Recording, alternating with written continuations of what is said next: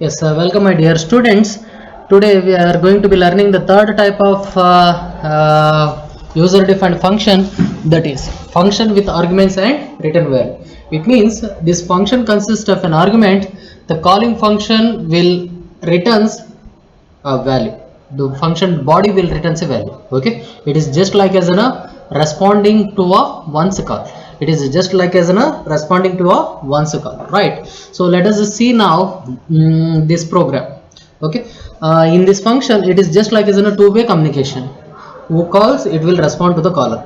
Okay, who calls, it will respond to the caller. So that is the program. In this function have arguments. The calling function can send data to the called functions. It can also return some value to the calling function with the help of return statement. So the calling function can send the data. Who is calling the function, it sends the data to the called function. Called function is nothing but a function body, and function body returns some value. Okay, then function body returns some value to whom? Calling function. The function call, it will returns the value with the help of return statement. If the function body has to return the value to the calling function, then function body must consist of return statement. Okay, yes, let us see this sample program and you will identify. Write a program to accept three numbers and find the sum of those three numbers by using some function with arguments and return value method. So with arguments and return value method, we have to process this information. Let me copy first and I will explain. Okay, let me take a new file and paste it. And now, as you know, these are the important header files. If you are not included these header files, then your system will give, right? So what is the aim of a program? Summation of three numbers. If you want to process the summation of three numbers, you have to declare four variables. So in the main function, I am declaring the four variables int a, b, c, d. Right now, I am writing the clear screen function. As you know, what is the purpose of clear screen function? Now you are writing an output statement. Printf function is an output first statement, right? Enter any three numbers. Enter any three numbers. You are writing that output statement, and now you are writing scanf statement. What is the purpose of scanf? You have to read the values from the keyboard, right? This is an input function. So whatever the values you are reading, so your three control strings are using means you have to supposed to read three values. So whatever the three values you are reading from the keyboard, you have to store in %a, %b and %c, right? So it will be stored. And now please observe here, prototype declaration is not there. Okay, why it is not there? We are processing in integer, right? So now let me check. D is equal to sum of a, b, c. The name of the function is the sum. What is the name of the function? Sum. User defined function is the sum. A, b, c. Okay, a, b, c you are giving. Whatever the value you have read, it will be passed. This is the actual argument. Now let us see. Here I am displaying one output statement. The sum of three number is %d. It is d. So why I am displaying the d value? Whatever the summation has done for this ABC will be stored here after processing. So here not processing, you are calling. So whenever you calls, it will come here. Please observe here, this is the function body. These ABC are the integer values. So that is why you have to suppose to take in the function body as int x, int y, int z. These are the actual variables. Whatever the values present in ABC will be copied into x, y and z. Okay, now I am processing int m. This is the local variable. Please observe here, this is the local variable. Next you are going to by understanding, I will explain what is the local variable and global variable. Int m is equal to x plus y plus z. So this is the m of our program. Whatever the value you have entered, it will be processed and you are returning m.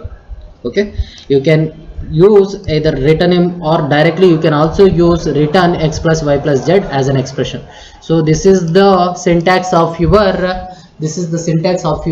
return statement. Got it? And now let me say, after that this value will be written. To whom it will return? The calling function is this, right? It will return to here. For example, 1, 2, 3.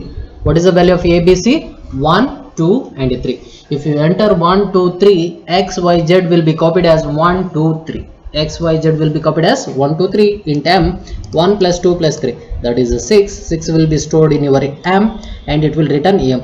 So m will be returned to the sum. That 6 value will be stored in your d, right? Afterwards you are displaying the sum of 3 number is percentile d. Clear? Yes. Now let me save it first. It is a fun 12. Yes, 12.c. Yes. Now I'm opening my editor. Alt enter. Yes. Now let me open my file function 3f3 fun 12.c. Yes, this is our program, right? Yes, press it, Alt F9 and Control F9. It is asking for enter any 3 numbers. I am entering 1, 2, 3. So the sum of 3 number is 6. So you are processing in integer, that is why it is showing. For example, if you declared it as a float, please observe here. If you are processing a float, what it will happen? Float a comma b comma c. For the float, it is percentile f, percentile f, percentile f, right? So you are supplying here, it is a float, float, float. Now please observe here. You have to supposed to give float,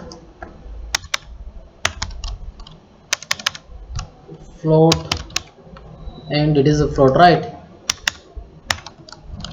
And here also float, right? I have not declared the prototype declaration. Now you will see what it will happen. It will shows an error. One error is exist. What is that? Type mismatch in redeclaration of sum. Here mismatching is happening. Why it is mismatching is happening? Because you are processing in float. If you are processing other than the integer, prototype declaration is compulsory. Got it? So now I am declaring the prototype declaration. You can declare the prototype declaration either inside or outside. Okay. Now let me take float. Let me, before the prototype declaration also, let me make this float and save it and compile it. So once again it shows an error because of type mismatch. That is why we have to supposed to declare this prototype declaration float sum of bracket. Let me check.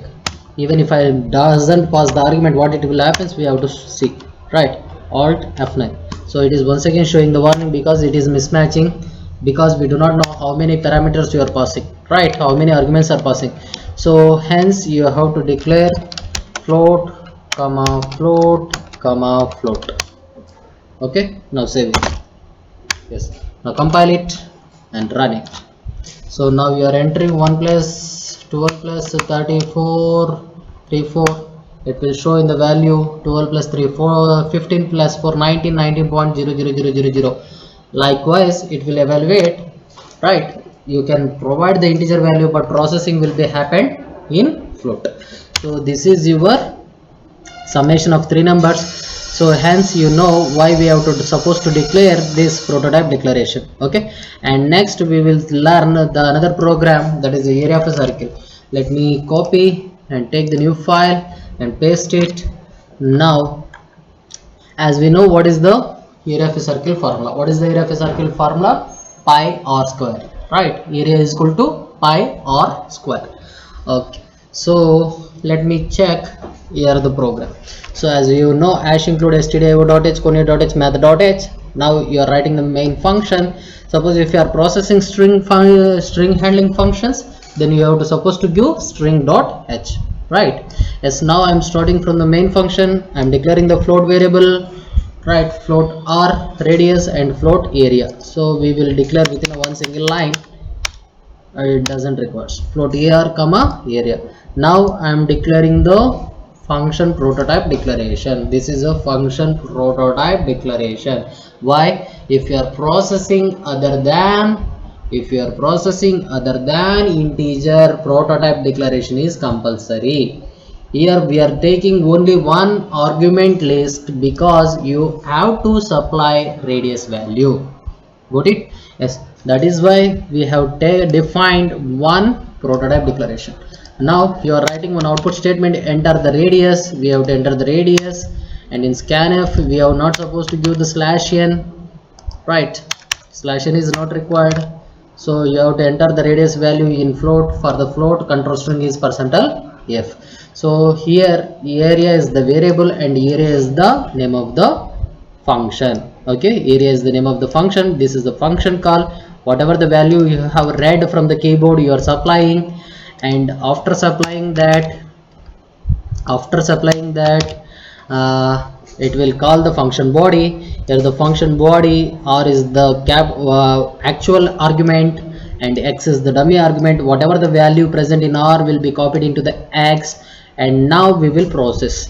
Here we are declaring one variable float y. Okay, y is equal to 3.14. so this is the formula, pi r square. What is the pi value? 3.14. pi into r square. R value is passed here x, pi into x into x. Got it?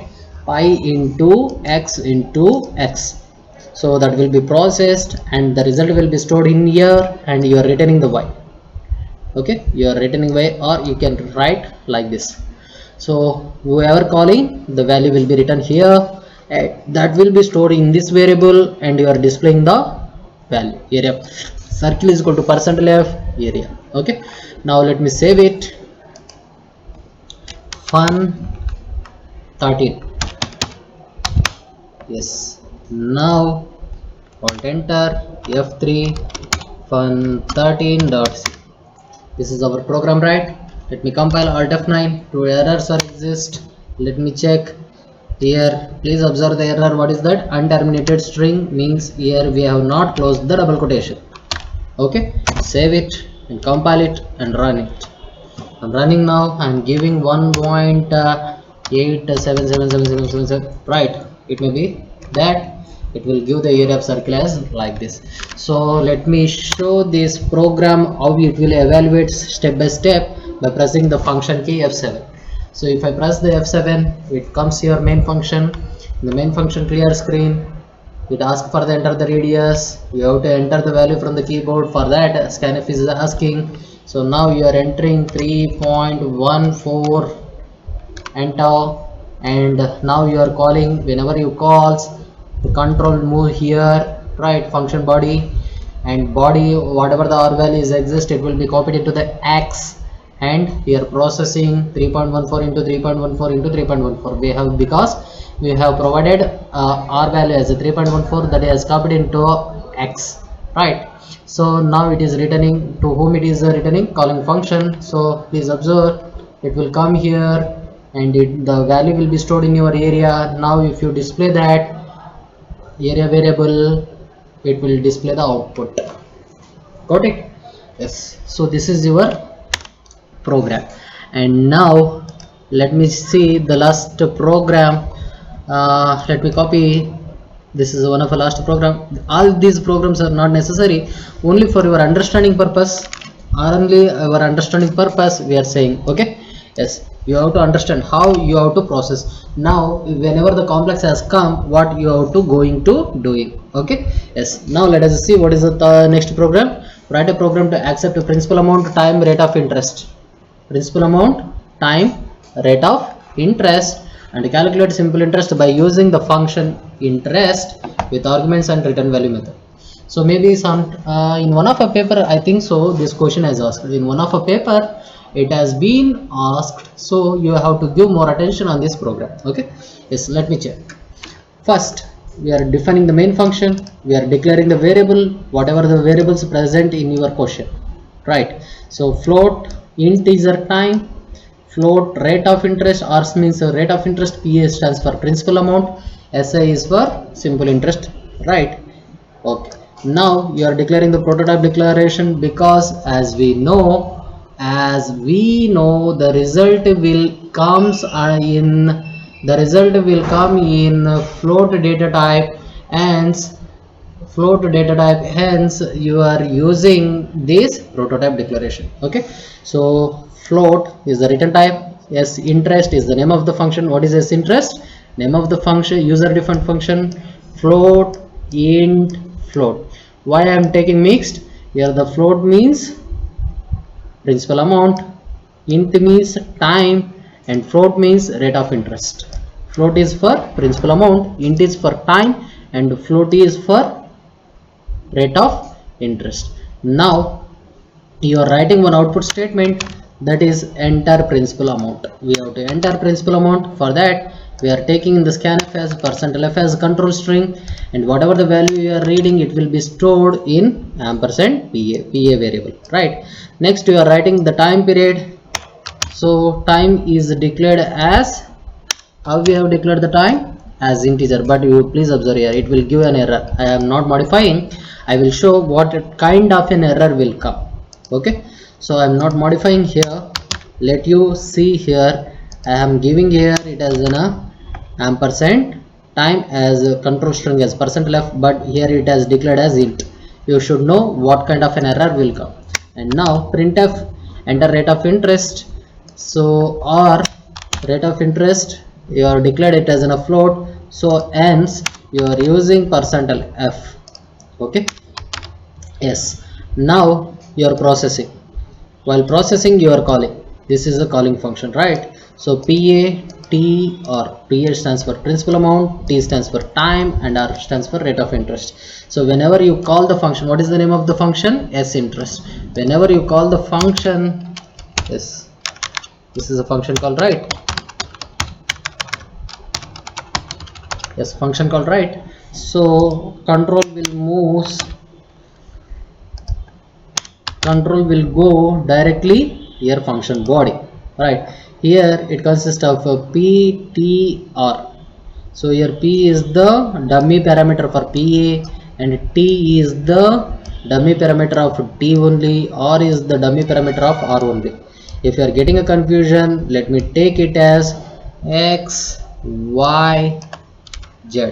Okay, don't get confused. Now here x into y into z, got it? Yes. Now I am declaring one local variable. This is a local variable. Y it is a local variable. Okay,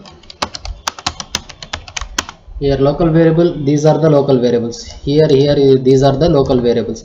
The scope of this variable will exist only within this block, only. Here also the same thing, the scope of this variable will exist only within this block. Please make a note.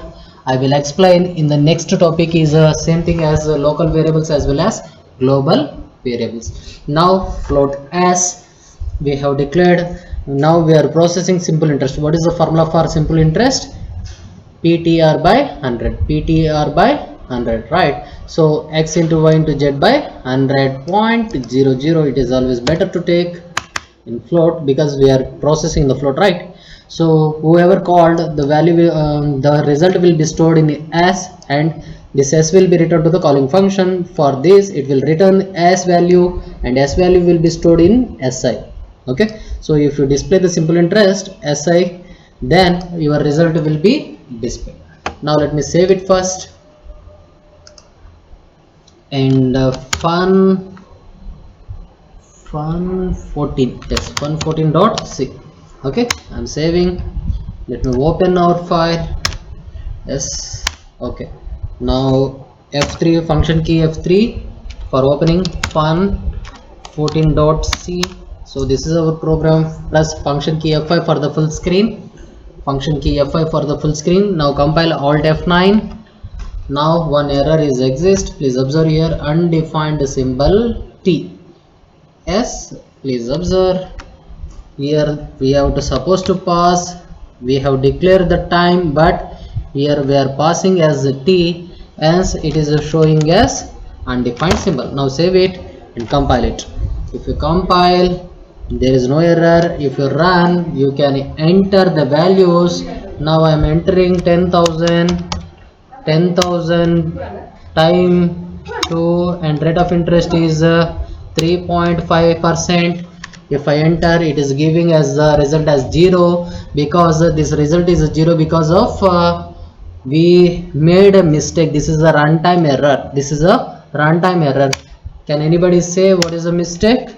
That mistake is you are reading the time period as integer, but you are using the control string as f, hence it is a mistake. Got it? So now I am rectifying this and saving this, and I am compiling. When I am compiling, there is no error. Logical errors are not displayable.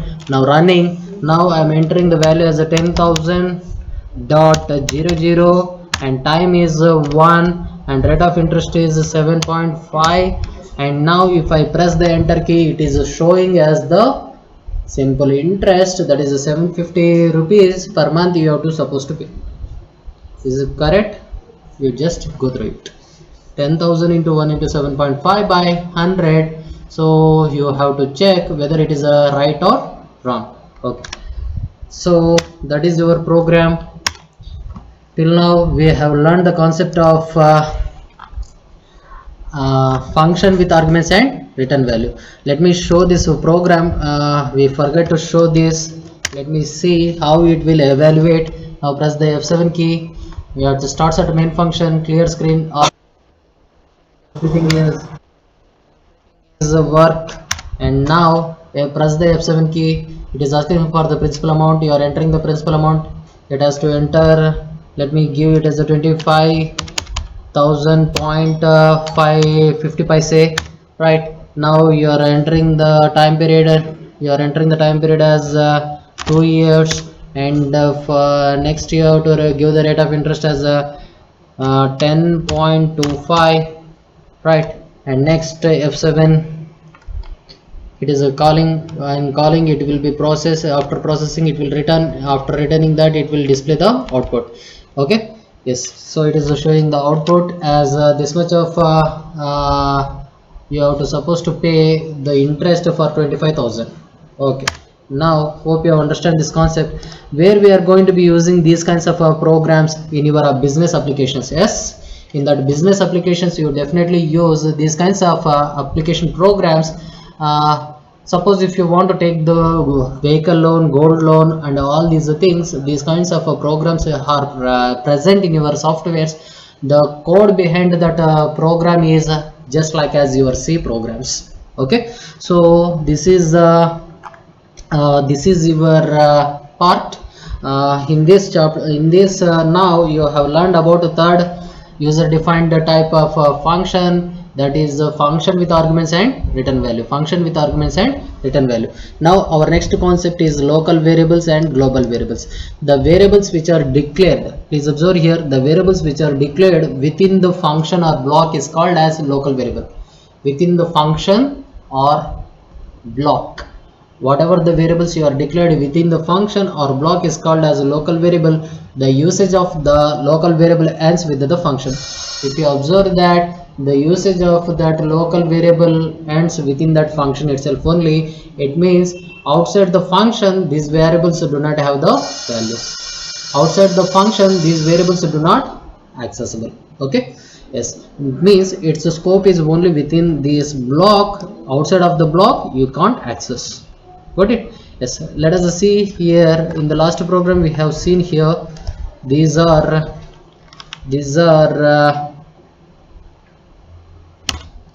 yes, so we are explaining this local variables and global variables.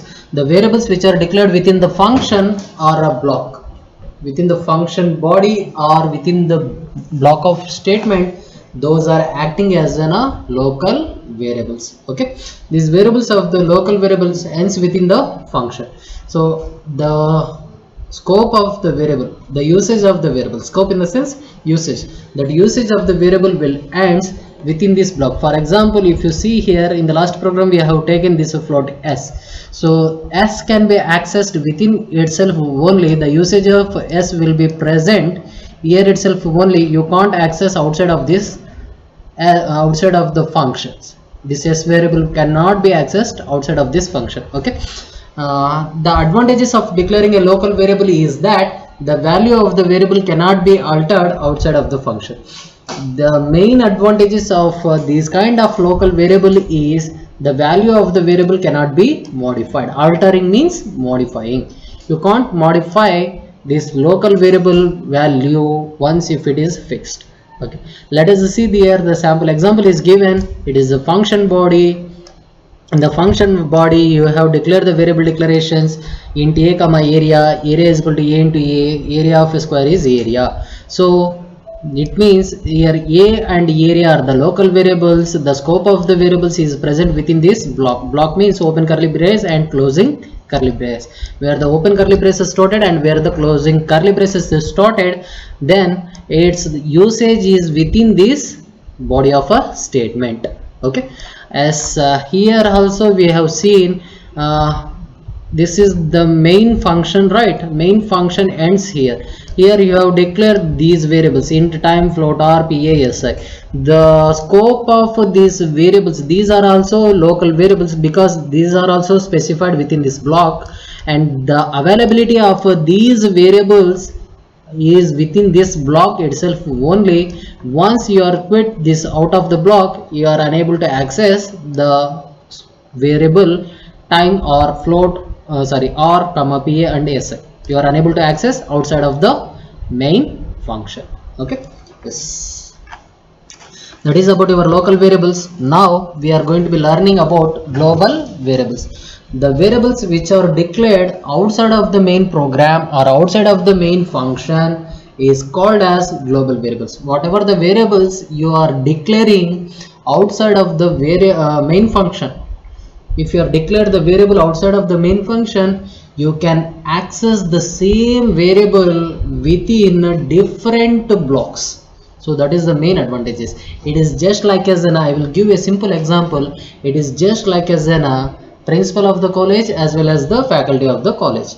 So principal of the college is having a scope to, he can visit any class in a college, right? But the faculty, he will visit his own class, whatever the scope is given, whatever the accessibility is given, he can access within that classroom only. Got it? So global variable means we can access throughout our program, wherever it comes it can be accessible. Then how to identify it is a global variables? Whatever the variables you have declared outside of the main function. Okay, so your program starts at void main function, right? Outside of the void main function, then it is treated as a global variable and it can be accessed throughout your program. These variables retains their values throughout the program. For example, let us consider here the cube function body is there. Outside of the body you are declaring these two variables.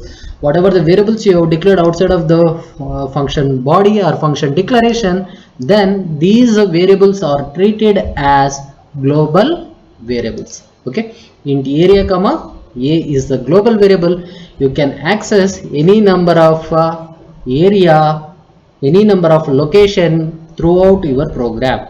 Okay, so here the variable value will as assigned as a 3. You are processing 3 into 3 into 3, that is 27 is stored in your area. So once this block is exit, the value of the variable you can assign it different to these different values can be assigned to these variables. Okay, yes, so that is the usage of these global variables. Now we'll see one program. Let us see what is this program. Okay, we'll see this program whether it is relevant to your. Okay, anyhow, let me take this program. Recursive function, recursive method.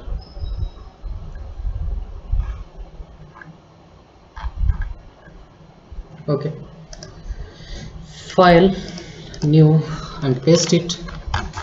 Write a program to find the sum of a given non-negative integer. Non-negative integer means you have to enter a positive integer. You have to enter a positive integer. Whatever the values you have entered, you are finding the sum of the entered number by using recursive method. Please observe here one of a recursive method is suggesting. Recursive method is one of the another concept we are going to be learning in coming page. Okay, even though you will get one idea related to this recursive method, recursive function. Okay, now you are declaring void main function. You are declaring the prototype declaration int sum comma int. You are declaring two variable int n comma m. Now you are writing one output statement. Enter any integer number. You have to enter a number. So whatever the value you are reading from the keyboard, you are storing you are storing in n. For example, if I enter 5, now let me check. M is equal to sum of n. You are calling the function and the value of n will be copied into function body. Here is the function body, here x. Okay, the value of a 5 will be copied into x. Now here writing one variable, here int value is equal to 0 if x equal to 0. Whether x value is 0, no, it will come here. Else value is equal to x plus a sum of x minus 1. Here already suggested as a recursive method. Please make a note. Recursive method means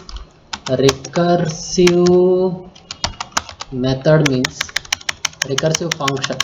It is just like as a recursive function. Recursive function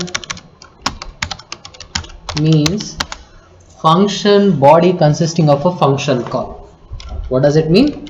Function body consists of function call. Function call itself. Okay, it means in your function body it consists of a once again function call. This process will continues until unless a condition satisfies. Okay, function body consisting of a function call is called as recursive functions. These recursive functions is just like as in a looping statement. These will evaluate until unless condition becomes false. Okay, now please observe here, what is the value of 5? What is the value of x? 5. Here we are taking one value variable, local variable, right? I am writing one condition. If x equal to 0, condition is false, it will come here.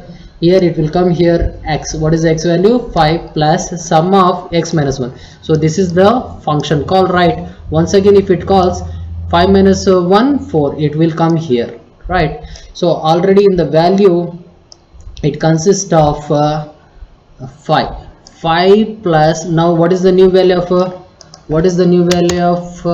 x? 4. 5 plus 4. Next you are passing sum of 4 minus 1, 3. So once again you are calling this function. Now the new value is plus 3, right? So once again it checks x equal to 0. No, it will comes to the else block. Already 5 is there. 5 plus 4 plus 3, and once again you are calling 3 minus 1, 2. So this function call calls the function body itself with 2. Okay, and now it will come here once again 2 plus sum of 2 minus 1, 1. So once again it calls 1 and x value will be passed as 1. Okay, and it will come and check 1 equal to 0. No, once again it will come here 5 plus 4 plus 3 plus 2 plus 1 plus 1 minus 1, 0. It calls a value with 0. Now x equal to 0, condition is true, it will returns the value. What is the value it will return? 5 plus 4, 9, 9 plus 3, 12, 12 plus 2, 14 plus 1, 15. The summation of 5 numbers you can able to do by using one single statement, that is of a recursive method. Okay, so what is a recursive function? Recursive function means the function body consisting of function call itself. How long it will be consist? Until unless a condition satisfy. Compulsory you have to specify a condition. If you doesn't specify the condition, then there is no meaning for your function, recursive function. Okay, so hope you understand this concept. We will meet in the next class. Before that, let me save it and showing you to the execution of this program. This is fun 15 fun15.c. open this. Where is our, it is closed. Okay, let me close it and minimize it, run it, start turbo C++, open our file f3. What is our fun 15, right? This is our program, right? Yes. Now compile it, there is no error, run it, and I am entering 5, press the enter key. So the sum is 15. Now for your understanding purpose, I am pressing the function key F7, so you can see the sequence of execution. Here it is asking for the number. Now I am entering the 6. I do not know what is it will come. Now you are calling the function body will be evaluate, and once again it will come here, once again it comes. Please observe here. Okay, 6 plus 15 plus 6, 21. Maybe result you are going to be getting 21. Once the condition false, it will return to the calling function. Okay, it will return to the calling function, and it comes to the main function. Got it? In the main function it is displaying the value as 21. So likewise this program will be evaluate. Hope you understand this concept. We will meet in the next class.